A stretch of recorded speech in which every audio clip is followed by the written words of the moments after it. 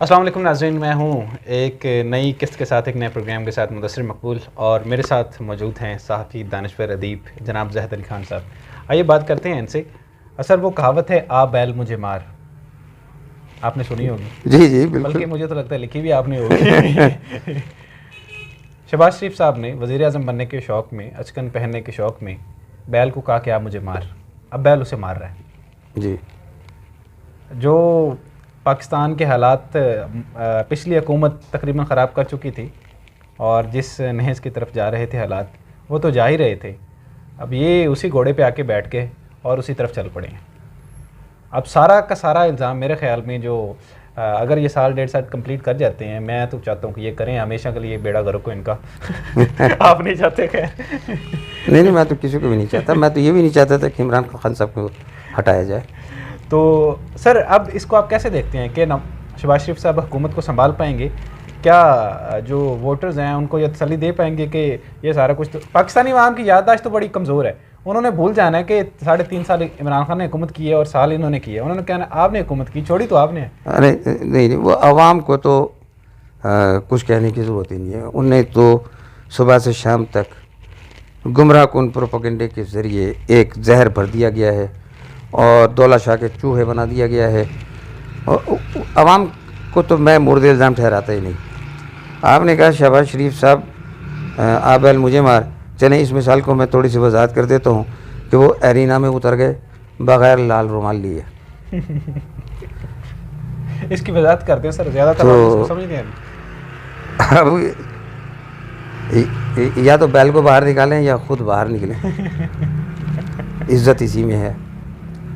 लेकिन अमूमन हमारे यहाँ एरिना से जो है ना बंदा ही बाहर निकला है, बैल कभी नहीं निकलता। बैल नहीं निकलता। ऐसे ही है सर। और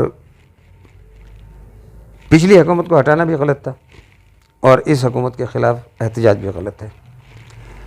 लेकिन पिछली दफ़ा भी अभी आपने पूछा था, मैं फिर ये बता रहा हूँ कि पाकिस्तान की ये लोग जिनको आप जिक्र कर रहे हैं वो पिछली हुकूमत में थे या वो मौजूदा हुकूमत में हैं, ये पाकिस्तान के लिए कुछ नहीं कर सकेंगे, कभी भी कुछ नहीं कर सकेंगे। इनसे कभी उम्मीद भी मत रखिएगा।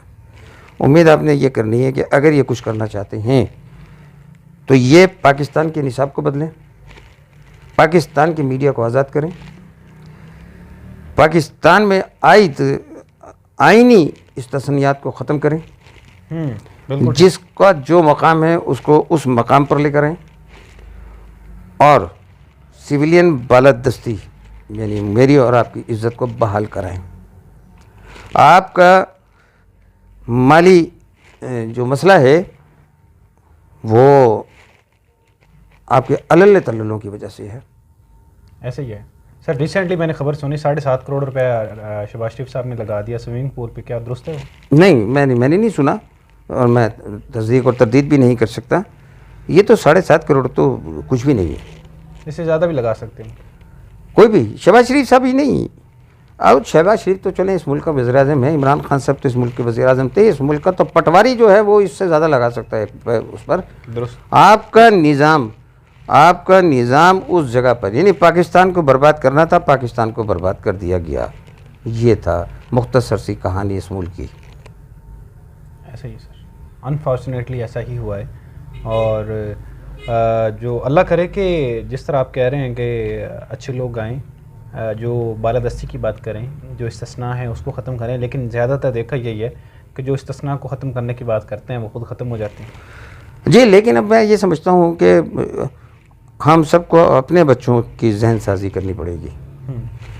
और मैं बिल्कुल मीडिया से ताल्लुक़ होने के बावजूद मैं ये कह रहा हूँ कि जो कुछ भी आप सुने आप उसकी दूसरे ज़रिए से तस्दीक भी कर लें।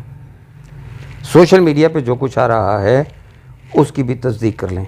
अपने बच्चों को इतना तो करना सिखा दें कि बात को मनोअन ना यकीन फ़र्क करने की तहजीब सिखा दें। अव्वल तो खैर इसको भी नहीं होने दिया जाएगा, क्योंकि यही होने दिया जाता तो ये हालात पैदा ही ना किए जाते। अब तालीमी इदारों के बच्चों को कहीं ले जाने की इजाज़त नहीं होनी चाहिए। उनकी किताबों के ऊपर कुछ नहीं लिखा जाना चाहिए। उनकी किताबें आपकी कट एंड पेस्ट वाली जो किताबें हैं, मैं जब प्राइमरी की किताबें देखता हूँ, 9th की किताब देखता हूँ, मैट्रिक की किताब देखता हूँ, उसके नीचे जब मैं उसके हवाले देखता हूँ तो मुझे हैरानी होती है कि 9 की किताब आप खुद नहीं लिख सकते। आपके वहाँ जो इम्तहानी निज़ाम है उसमें जो बच्चे को पढ़ाया नहीं जा रहा, आप उसका इम्तहान लेते हैं।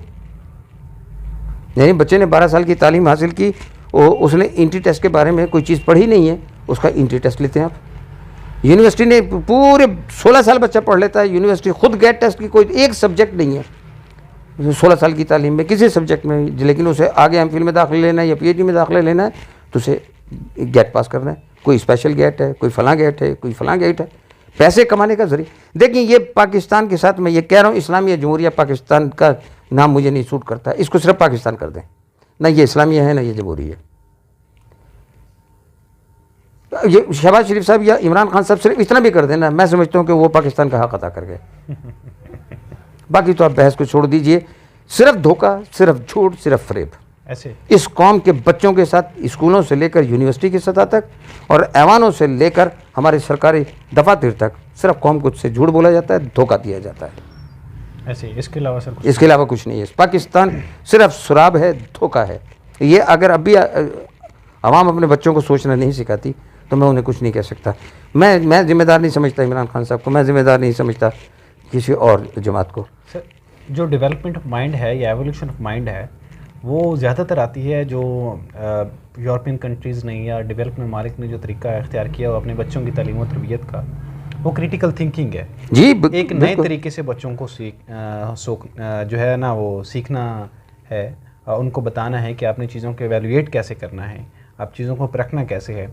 वो अनफॉर्चुनेटली हम जो है केजी से स्टार्ट करते हैं और एमफिल पीएचडी तक पहुंच जाते हैं और क्रिटिकल थिंकिंग का एक सब्जेक्ट भी कहीं पता ही नहीं होता क्रिटिकल थिंकिंग है क्या। बच्चे से कहेंगे तो हैरान हो जाएगा कि क्रिटिकल थिंकिंग होती क्या है। वो इसलिए कि माशरे में सवाल जो सेहतमंद माशरा जन्म देता है, सवाल जो इल्म के दरवाजे खुलता है, सवाल जो जहन को जिला बख्शता है, सवाल जो इबलाग के लिए सबसे पहला मरहला है। पाकिस्तान में सवाल पूछने की इजाज़त नहीं है। ऐसे है सर, और कई लोगों के तो जहन में सवाल पैदा ही नहीं होता। हैरान नहीं तो वो पैदा होने नहीं दिया ना। बच्चा मदरसे में पढ़ रहा है तो जो मैं पढ़ा रहा हूँ वो हतमी है, दूसरी तरफ जाओगे तो तुम फारिग हो, मुर्तद हो। स्कूल में पढ़ाया जा रहा है ये जो है ये हमारे साथ हुए, ये हमारे हीरो हैं। यानी हमारे हीरो भी घड़े हुए, हमारे सियासतदान भी घड़े हुए, हमें अफसरान भी बैरून मुल्क से आते हैं। आपका यानी स्टेट बैंक का गवर्नर अमरीकी किसी दुनिया के किसी मुल्क का कोई मुझे बता दें कि उसका स्टेट बैंक का जो गवर्नर होगा वो कोई गैर मुल्की शहरियत रखता हो। यहाँ आपके काबीना में गैर मुल्की बैठे, यहाँ आपके हसास इदारे जितने भी यानी सरकारी महकमे हैं उसके अंदर दोहरी शहरियत वाले। यानी पाकिस्तान एक मजाक के अलावा कुछ भी नहीं है। इस मजाक को ख़त्म होना चाहिए, संजीदा लीजिए। हमारे तो सर वज़ीर-ए-आज़म भी इकामा होल्डर होते हैं दूसरे ममालिक के। इकामा तो खैर एक अलग चीज़ है ना, वो तो कोई जुर्म नहीं है। वो तो हो सकता है कि जो बाइडन ने भी इकामा कहीं का लिया वो तो एक तरीका है, मजबूरी है लोगों की, वो गैर कानूनी नहीं है। शहरियत जो है ना, इकामा और शहरियत मुख्तलिफ है। शहरियत जब कर लेते हैं आप तो उस मुल्क की वफादारी का हल्फ उठाते हैं। ये बात यानी बरतानिया में आप लेंगे तो मलका बरतानिया की जो है ना आप यूनियन जैक और मलका बरतानिया की वफादारी का हल्फ उठाते हैं। अमेरिका में है तो अमेरिका के वफादारी का हल्फ उठाते हैं। दोहरी शहरियत कहते हैं तो उसका मतलब दोहरी शहरियत तो हमें पता ही नहीं, हमने तो 2 पासपोर्ट देखे नहीं, हमें तो ये पता है कि अमरीकी शहरी हैं। ये धोखा है दोहरी शहरियत वाला। बिल्कुल ठीक है, आपकी बात सही है। सर आखिरी सवाल, शहबाज शरीफ साहब मुद्दत पूरी करेंगे, खुद करना चाहेंगे या उन्हें करनी दी जाएगी? मेरा नहीं ख्याल कि वो मुद्दत पूरी करेंगे या करना चाहेंगे, लेकिन मैं नहीं समझता कि नई इलेक्शन अब इस वक्त जो है ना आपके मसाइल का हल है। मैं ये नहीं समझता। आपके माशी हालात इतने बुरे हो चुके हैं, बारूदी सुरंगें बिछी हुई हैं इस वक्त माशी हालात कि अब आप पेट्रोल की कीमत अगर नहीं बढ़ाते तो आप 15 दिन मज़ीद नहीं चल सकते। मजबूरी है ना, डॉलर 200 पे पहुँच। हाँ तो मजबूरी है, इसमें तो मौजूदा हुकूमत का कोई हाथ नहीं है। आपकी पॉलिसियाँ जो बन गई और वो आपने नहीं बनाई। मैं कहता हूँ कि ये मुल्क है तो हम हैं, खुदारा पाकिस्तान के लिए सोचिए। आपको जो कुछ बताया जा रहा है वो सब झूठ है। बस मैं एक जुमला कहता हूँ, सब झूठ है। ना पाकिस्तान का पहले किसी ने सोचा, ना अब कोई सोच रहा है। जंग इस चीज़ की नहीं हो रही है कि आवाम की बेहतरी होगी, जंग इस चीज़ की लिए हो रही है कि मेरा मुस्तकबिल कहाँ महफूज मेरा है। मुस्तकबिल, मेरे बच्चों का कहाँ पे मुस्तकबिल महफूज है। बिल्कुल ऐसे ही है सर। बस ये हालात हैं। तजिया अगर आप कहेंगे तो तजिया मैं बिल्कुल भी नहीं कर सकता। तजिया करने के लिए सच बोलना पड़ता है।